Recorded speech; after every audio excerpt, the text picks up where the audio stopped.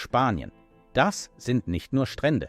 Wie man in ein Land mit der höchsten Lebensqualität zieht, ohne einen Job zu haben, oder wie man sich legalisiert, während man für ein ausländisches Unternehmen arbeitet.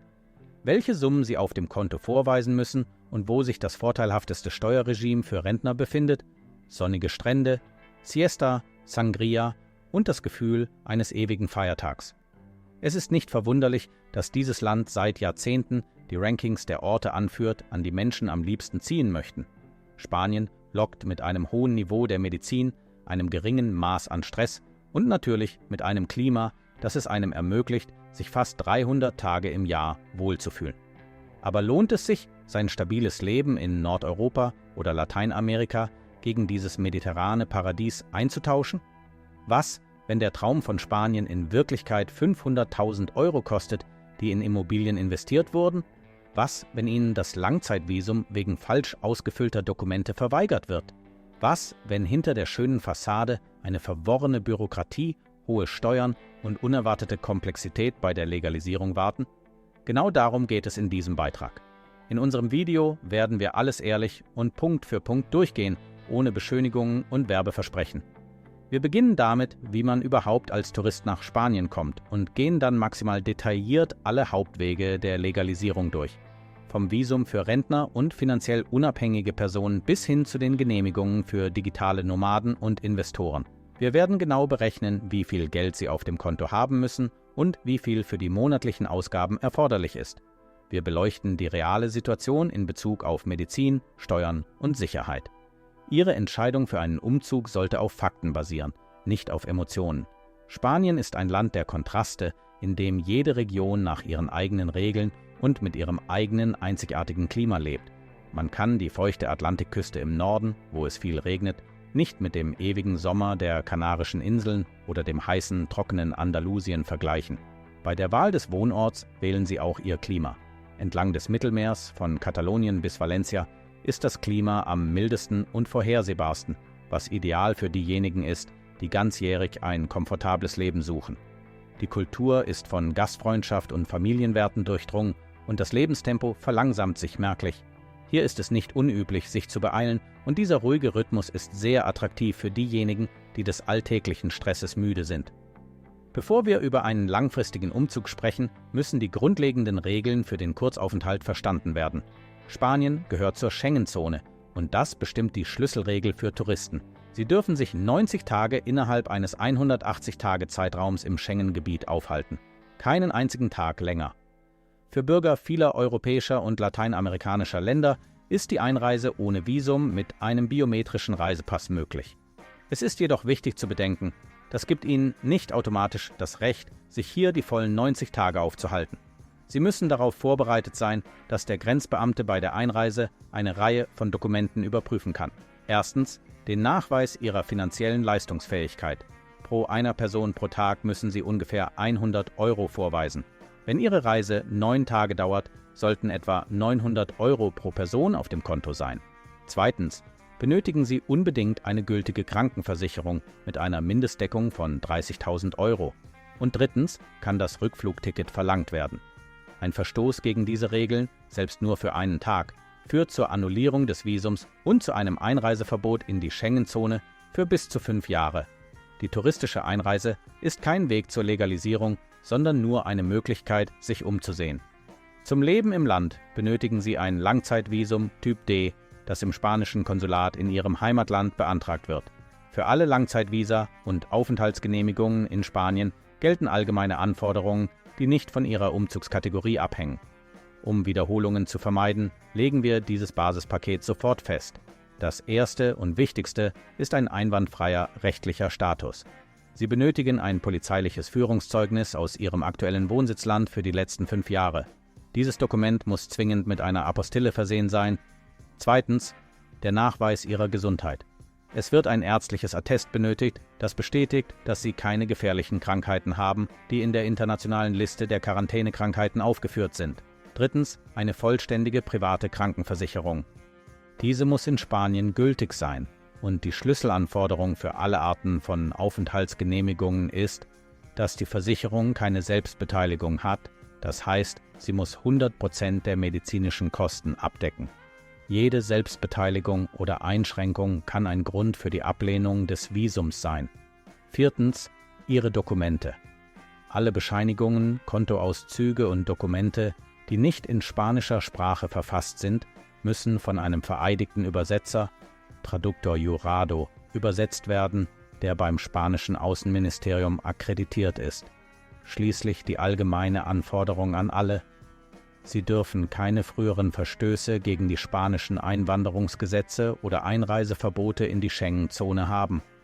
Der Schlüssel zum Verständnis der finanziellen Anforderungen für die meisten nicht arbeitsbezogenen Visa ist der IPREM-Indikator. Dies ist der staatliche Indikator für das öffentliche Mehreinkommen in Spanien. Die Anforderungen an Ihr monatliches Einkommen oder Ihre Ersparnisse sind immer an diese Zahl gebunden, um zu gewährleisten, dass sie dem spanischen Staatshaushalt nicht zur Last fallen. Nachdem wir nun die allgemeinen Anforderungen festgelegt und den IPREM-Indikator verstanden haben, können wir zu den 4 Hauptwegen der Legalisierung in Spanien übergehen. Jeder dieser Wege ist für eine bestimmte Art von Migranten konzipiert. Der erste und beliebteste Weg ist die Aufenthaltserlaubnis ohne Arbeitserlaubnis, Residencia no lucrativa, die allgemein als RNL bekannt ist. Dieses Visum ist ideal für Rentner, Rentiers und alle, die ein stabiles passives Einkommen aus dem Ausland haben. Dies ist die häufigste Option für diejenigen, die einfach in Spanien leben und nicht auf dem spanischen Arbeitsmarkt arbeiten möchten. Um die RNL zu erhalten, müssen sie finanzielle Unabhängigkeit nachweisen. Der Hauptantragsteller muss 400% des IPREM pro Monat multipliziert mit 12 Monaten nachweisen. Wenn man dies zum aktuellen Kurs des Jahres 2025 in Euro umrechnet, müssen etwa 28.800 Euro pro einer Person pro Jahr auf dem Konto nachgewiesen werden. Für jedes zusätzliche Familienmitglied, einschließlich Kinder und Ehepartner, müssen 100% des IPREM pro Monat hinzugefügt werden. Das heißt, für jeden Angehörigen kommen weitere etwa 7.200 Euro pro Jahr hinzu. Es ist wichtig, dass sich diese Mittel durchgehend in den letzten 12 Monaten auf Ihrem Konto befanden. Die Schlüsselnuance des RNL-Visums: Ihr Einkommen muss ausschließlich passiv sein und die Aufenthaltserlaubnis selbst, die zunächst für ein Jahr erteilt und dann zweimal um 2 Jahre verlängert wird, berechtigt nicht zur Arbeit für spanische Unternehmen. Der zweite und sehr gefragte Weg ist das Visum für digitale Nomaden, Visa de Nómada Digital oder VND. Es ist für Remote-Mitarbeiter und Freiberufler konzipiert, die für Unternehmen arbeiten, die außerhalb Spaniens registriert sind. Die finanziellen Anforderungen sind hier etwas höher. Der Hauptantragsteller muss ein monatliches Einkommen nachweisen, das den spanischen Mindestlohn um etwa das Doppelte übersteigt, was etwa 2.762 GT-Euro pro Monat entspricht. Für das erste Familienmitglied, das mit Ihnen umzieht, müssen Sie etwa 1.035 Euro pro Monat zum Haupteinkommen hinzufügen und für jeden weiteren Angehörigen weitere 413 Euro.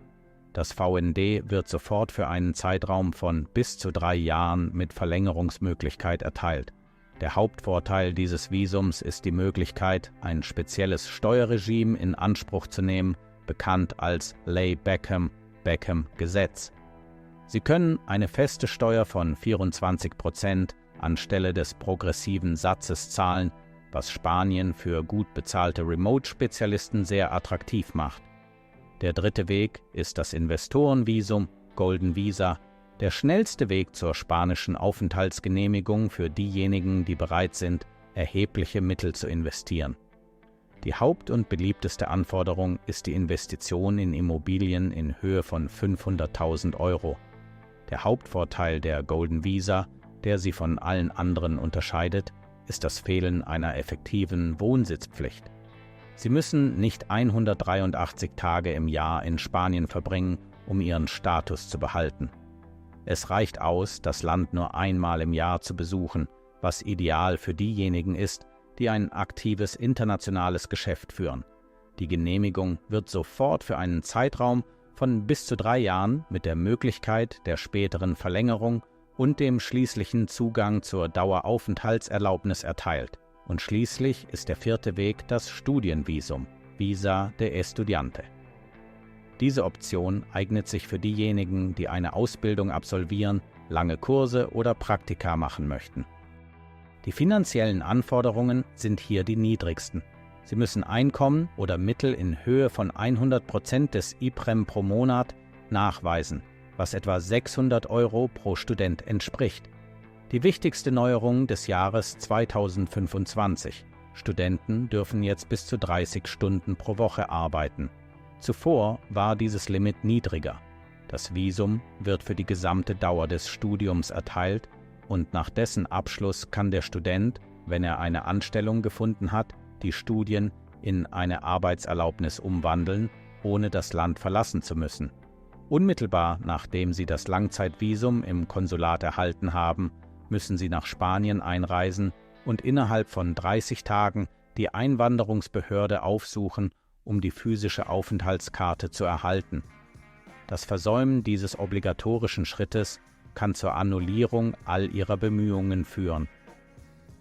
Das Verfahren zur Einreichung von Dokumenten für alle diese Visa ist einheitlich.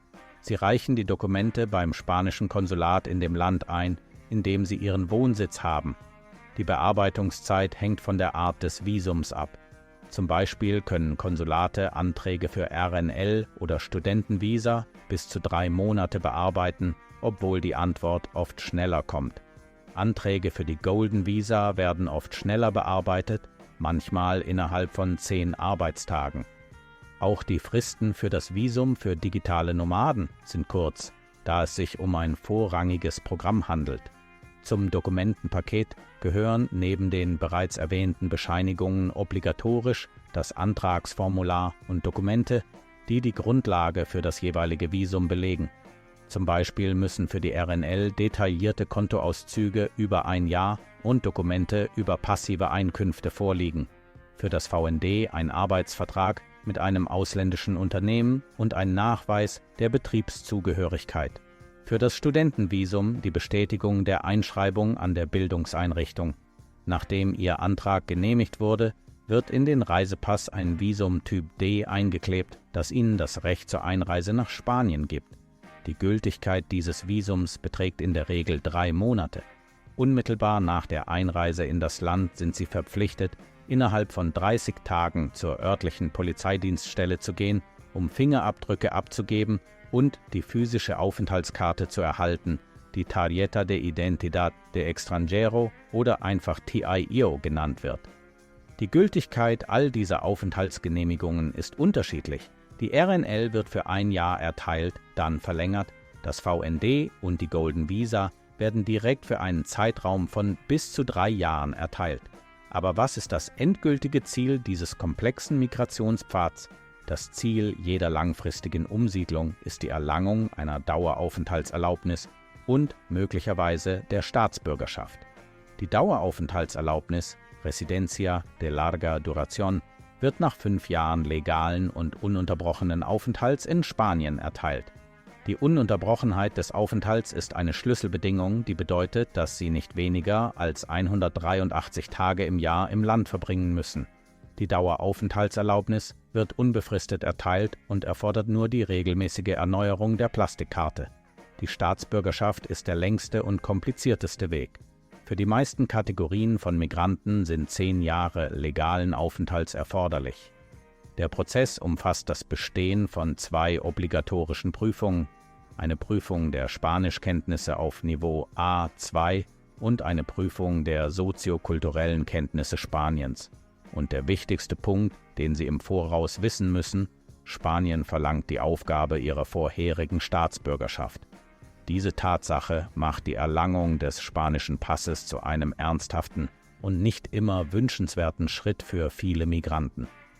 Nachdem wir nun alle Visumsfragen und die Perspektiven auf den Erhalt des Passes maximal detailliert behandelt haben, können wir zum nächsten wichtigen Schritt übergehen: den Lebenshaltungskosten, der Medizin, den Steuern und der Sicherheit.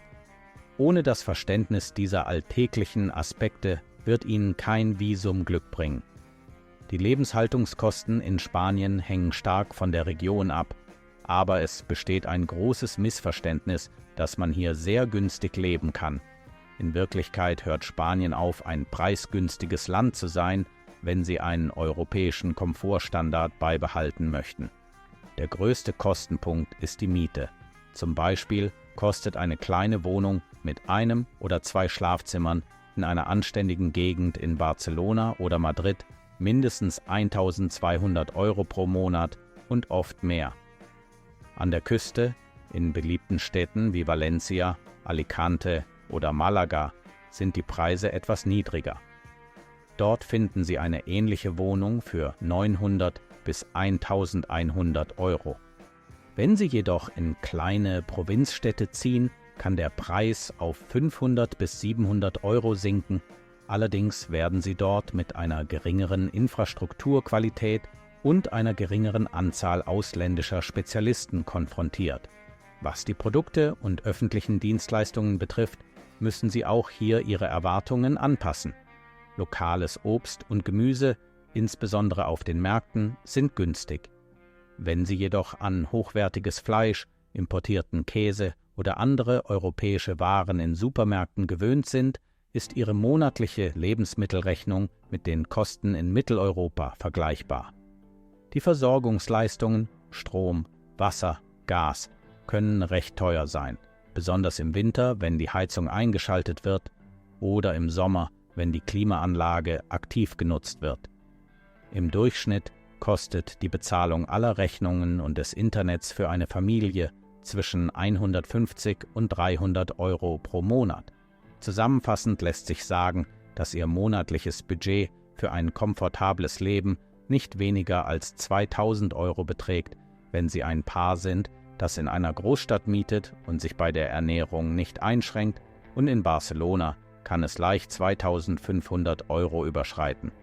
Spanien ist ein Land, das keine leichten Einkünfte verspricht. Wenn Sie erwarten, nach dem Umzug Arbeit zu finden, werden Sie mit einer harten Realität konfrontiert. Es ist sehr schwierig, offiziell angestellt zu werden.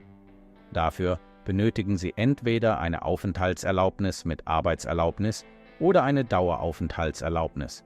Die Gehälter in der spanischen Wirtschaft sind in der Regel niedriger als in Nordeuropa. Ausnahmen sind hochqualifizierte Spezialisten im IT- und Ingenieurwesen sowie Mitarbeiter großer internationaler Unternehmen, aber selbst diese benötigen Spanischkenntnisse. Der erfolgreichste Weg ist die Remote-Arbeit für ausländische Unternehmen, wie wir bereits im Abschnitt über das Visum für digitale Nomaden erwähnt haben. Aus diesem Grund ist Spanien besser für diejenigen geeignet, die ihr Einkommen mitbringen, als für diejenigen, die es vor Ort suchen. Einer der wichtigsten Faktoren für Migranten, insbesondere Rentner, ist die Medizin. In Spanien gibt es 2 Welten der Medizin, die öffentliche und die private. Das öffentliche Gesundheitssystem gilt als eines der besten in Europa und steht allen zur Verfügung, die eine Aufenthaltserlaubnis erhalten und Steuern zahlen. Es arbeitet jedoch langsam und die Wartezeit für Fachärzte kann mehrere Monate betragen. Deshalb ist bei der Beantragung der Aufenthaltserlaubnis obligatorisch eine private Krankenversicherung für das erste Jahr ohne Selbstbeteiligung erforderlich. Private Kliniken sind schnell, bieten einen hohen Servicestandard und Zugang zu den besten Spezialisten. Die durchschnittlichen Kosten für eine private Krankenversicherung für einen Erwachsenen liegen zwischen 60 und 150 € pro Monat, abhängig vom Alter und Gesundheitszustand. Das spanische Steuersystem ist der zweite Stolperstein, den Sie im Voraus kennen sollten. Sobald Sie eine Aufenthaltserlaubnis erhalten und mehr als 183 Tage im Jahr im Land verbringen, werden Sie automatisch zum Steuerresidenten Spaniens. Das bedeutet, dass Sie verpflichtet sind, Steuern auf Ihr gesamtes Welteinkommen zu zahlen. Es spielt keine Rolle, wo Sie es verdienen, remote, durch Vermietung von Immobilien im Ausland oder durch den Bezug einer Rente aus einem anderen Land. Spanien wird verlangen, dass Sie diese Einkünfte deklarieren und versteuern. Die Sätze der Einkommensteuer sind progressiv und ziemlich hoch und erreichen für die höchsten Einkommen bis zu 47 oder sogar 50%. Natürlich gibt es Abkommen zur Vermeidung der Doppelbesteuerung mit einigen Ländern, aber um diese nutzen zu können, ist es notwendig, die Buchhaltung korrekt zu führen und obligatorisch einen lokalen Steuerberater zu konsultieren. Für einige Kategorien von Migranten, wie digitale Nomaden, bietet Spanien Sonderregelungen wie die Ley Beckham, die es erlaubt, eine feste Steuer von 24% zu zahlen, was die Steuerlast erheblich reduziert, und schließlich die Sicherheit. Im Allgemeinen ist Spanien eines der sichersten Länder Europas, insbesondere im Vergleich zu Lateinamerika. Die Rate schwerer Verbrechen ist niedrig. In den wichtigsten Touristenzentren wie Barcelona, Madrid oder den beliebten Küstenstädten Andalusiens ist jedoch die Kleinkriminalität weit verbreitet. Sie können Opfer von Taschendieben in der U-Bahn, in Touristenwarteschlangen oder auf belebten Straßen werden. Hier müssen Sie wachsam sein, keine teuren Gegenstände offen zur Schau stellen und die Wachsamkeit nicht verlieren. Die sichersten Regionen zum Leben, in denen Sie die Ruhe genießen können, sind in der Regel kleinere Städte und Provinzen sowie der Norden Spaniens, abseits des Massentourismus. Wenn Sie mit der Vorbereitung der Dokumente beginnen, denken Sie an die Hauptregel der spanischen Bürokratie: Erledigen Sie alles im Voraus. Der wichtigste Lifehack für Dokumente ist die doppelte Überprüfung. Übersetzungen Ihrer Führungszeugnisse und Gesundheitszeugnisse sind nur 3 oder 6 Monate gültig und ein abgelaufenes Dokument führt fast zu einer 100%igen Ablehnung des Visums. Verlassen Sie sich niemals auf eine einzige Informationsquelle. Immer überprüfen Sie die Anforderungen auf der offiziellen Website des Konsulats in dem Land, in dem Sie den Antrag stellen, und lassen Sie sie von unabhängigen Anwälten überprüfen, da sich die Regeln ohne Vorwarnung ändern können. Beginnen Sie die Kontoauszüge für 12 Monate, die für das RNL-Visum erforderlich sind, bereits ein Jahr vor dem geplanten Antragstermin zu sammeln. Um das reale Leben zu verstehen und Antworten auf alltägliche Fragen zu finden, müssen Sie sich in die Expat-Gemeinschaften integrieren. In Spanien sind die Gruppen in sozialen Netzwerken, insbesondere auf der Facebook-Plattform, sehr stark. Sie werden leicht große Gemeinschaften wie Expats in Barcelona oder digitale Nomaden in Malaga finden. Seien Sie jedoch vorsichtig. Filtern Sie die Informationen und meiden Sie Vermittler, die Ihnen eine einfache Abwicklung gegen eine dubiose Gebühr versprechen. Denken Sie daran, dass die wertvollsten Ratschläge von denen kommen, die den Prozess selbst durchlaufen haben oder akkreditierte Anwälte sind. Verwenden Sie außerdem für die Wohnungssuche oder die Kommunikation mit Einheimischen spezialisierte spanische Portale und Apps, um überhöhte Preise zu vermeiden, die oft für Ausländer festgelegt werden.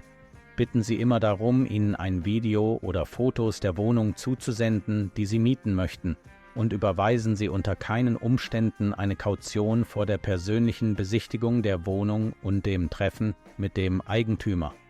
Zusammenfassend ist es wichtig, die Hauptvorteile und Nachteile des Lebens in Spanien ehrlich zu erwähnen. Zu den unbestreitbaren Vorteilen gehören natürlich die hohe Lebensqualität, die ausgezeichnete öffentliche Gesundheitsversorgung für Einwohner sowie Sicherheit und ein ruhiger Lebensrhythmus. Aber die Nachteile sind ebenfalls erheblich. Dies sind die hohen Steuern auf das Welteinkommen, die verworrene Bürokratie in allen Phasen und die Sprachbarriere, deren Überwindung Zeit und Mühe erfordert.